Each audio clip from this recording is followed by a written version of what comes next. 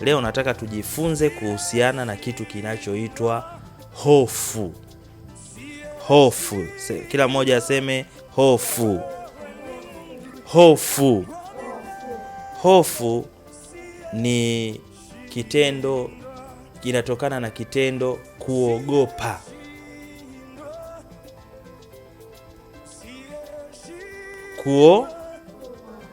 Kunazaa nini? Hofu. Kuogopa kunazaa hofu. Hofu ziko za aina nyingi. Kuna hofu ya kesho yako itakuwaje. Baada ya maisha haya itakuwaje sasa? Kwa mfano nakumbuka mwaka 2000 wakati tuna cross kuingia mwaka 2000 kutoka mwaka 1999, kulikuwa pale na hofu. Watu wengi walisema mwaka 2000 ndio mwisho wa dunia, kompyuta zitaacha kufanya kazi.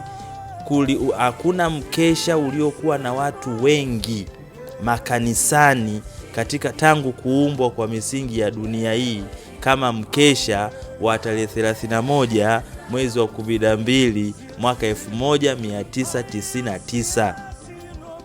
Kila mmoja alikuwa anawaza kesho itakuwaje, kesho kutapambazukaje, itakapofika saa 6:01. Hakuna watu walishangilia baada ya kuingia mwaka 2000, kwa sababu hata watangulizi wetu katika imani, watu mbalimbali, kutokana na kutoyachambua vizuri mambo, walikuwa wakisema kwamba mwaka 2000 ni mwisho wa nini? Wa dunia. Kuna watu wakaenda mbali zaidi huko nchini Uganda. Kuna bwana anaitwa Kibwetele, akawachoma moto washirika wake. Kama hivi tumeenda kanisani, mchungaji akatia kiberiti, waumini wote tuko kanisani, kwamba ndio mwisho wa dunia. Kwa sababu ya nini? Hofu. Hofu inaweza kukufanya ufanye jambo la ajabu ama jambo la busara. Kuna mwingine tu kwa sababu ya hofu anaweza akajiua, kwamba itakuwaje wakigundua, akajidhuru, akaenda far beyond na kuona kwamba pengine situation aliyopo itakuwaje. Kuna watu wanapitia hofu za kuishiwa pesa. Pesa imeisha, connection hakuna, vyanzo vya mapato vimeparaganyika, vimezaa hofu ya kesho.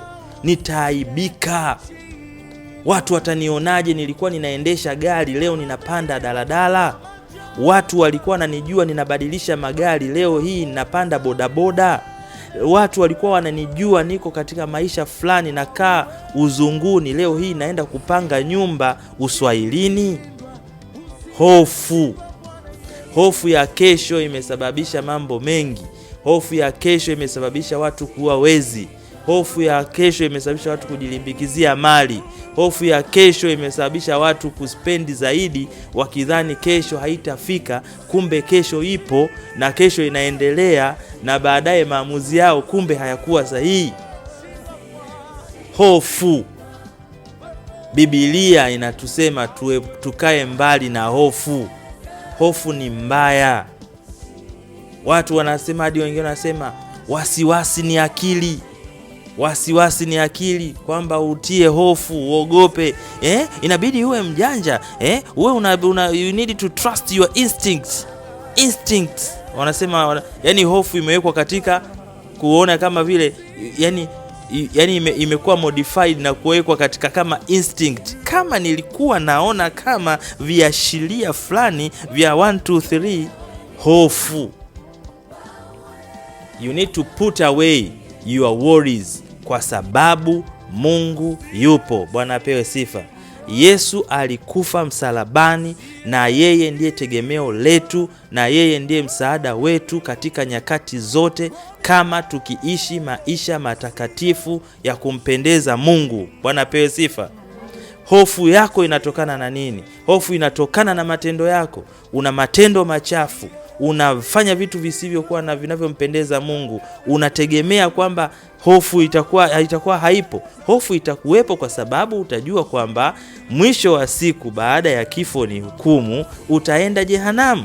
Kuiondoa ile hofu, badilika, mfate Yesu, ifate njia ya kweli, muamini Kristo, yeye atakupa uhakika wa kwenda mbinguni. Bwana apewe sifa. Hofu imesababisha mambo mengi. Watu wamejirusha magorofani kwa sababu ya hofu. Watu watanionaje? Watu watafanya. Yaani hofu inaweza kukufanya ukafanya maamuzi magumu, maamuzi ya ajabu, na baadaye ukikaa ukitulia unasema kwamba ile ni kwa nini nilifikia uamuzi huu? Kwa sababu tu ya kuogopa. Na mara nyingi watu wengi hawamuogopi Mungu wala hawamuogopi shetani, ila wanawaogopa wanadamu wenzao. Itakuwaje? Na wengi wanatawaliwa na hofu wanapoona tu mambo yao hayaendi sawa. Hofu inaweza kukuua. Hofu inaua kabisa. Unasema bora nipotee, bora nipotee, nife, bora nife tu, bora niachane na ulimwengu huu. Aibu hii mimi nitaibeba wapi? Nimezaa nikiwa bado nyumbani, bado sijapata si mchumba, si nini, mimi bora ninywe vidonge nife.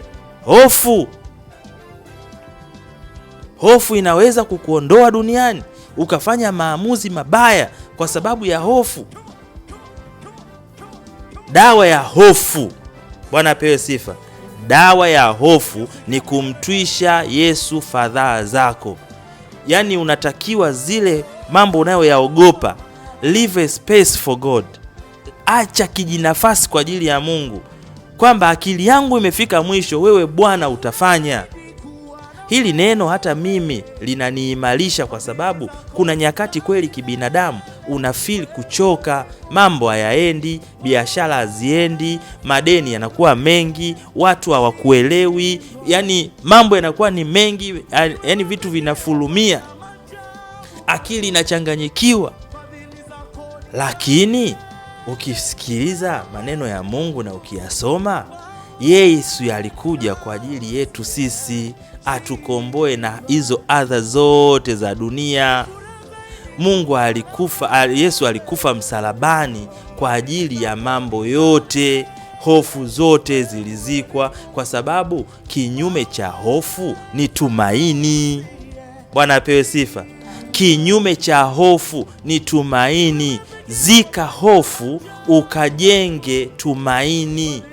Zika hofu, zika mashaka, ukawe na tumaini kwamba kesho huenda hali ikawa nzuri. Kesho Mungu atatengeneza njia. Kesho nitakuwa na akili. Kesho nitakuwa nafanya vizuri darasani. Usiogope kwamba kwa sababu umepitia situation ya leo, basi ndio kama vile umepiga mstari chwap, mimi ni wa daraja hili. Hapana, wewe sio wa daraja hilo. Kinyume cha hofu ni tumaini.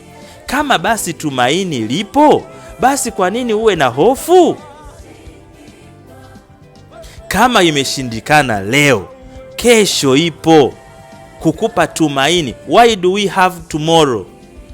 We have tomorrows kwa sababu inatupa amani kwamba tomorrow I will start again.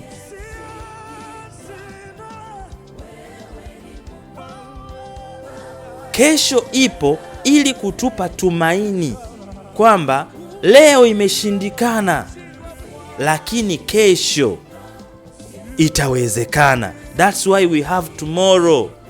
We have today and also we have tomorrow. And we have yesterday. We have yesterday, we have today, and we have tomorrow. Tomorrow inabeba hatima au inabeba tumaini lililokuwa linalokinzana na hofu ya leo. Kwa mfano, hata sisi tukiwaahidi watu kwamba ule mchongo tucheki kesho, ama lile jambo tuwasiliane kesho, ina maana kwamba kesho kuna tumaini la fulfillment ya promise ambayo imeshindwa kutekelezeka leo. Kwa nini uogope? Kwa hiyo hata katika hali ya maisha ya kawaida